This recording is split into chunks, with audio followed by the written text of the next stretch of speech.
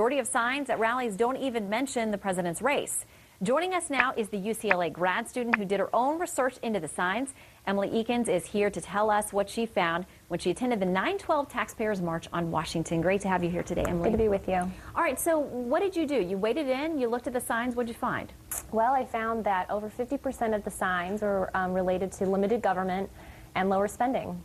And, maybe 5% or so had anything to do with race or religion? About 6% of the signs were, would be considered controversial in nature. Those with undertones about race, immigration, the Islamic Cultural Center in New York City.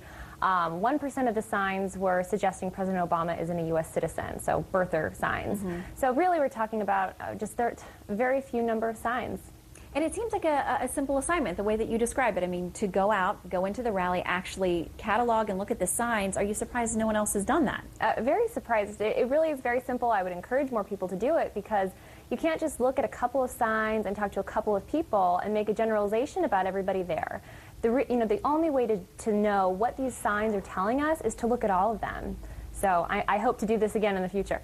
Well, I thought it was interesting, too, that point that you made in your research is that even though there were a small number of signs that some people would prove their point about racism or that they find objectionable in some way, that small segment of signs got a much larger chunk of media coverage than it would correlate.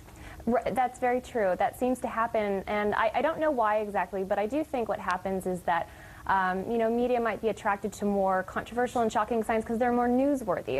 It's more interesting to find out about a shocking sign than a sign that says stop spending. But it's promoting a misconception of what people are trying to say, and so it's only fair to look at all the signs to make that judgment. Okay, so your impression then, having been in the middle and spent hours as a researcher and an outside eye on this group, what was your impression about what they want? Are they angry? What is their plan?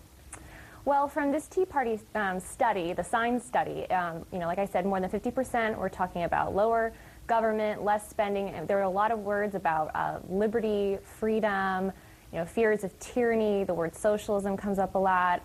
Surprisingly, not as many signs were just about taxes, but specifically, lower spending, the debt, kind of specific things, which I thought was interesting.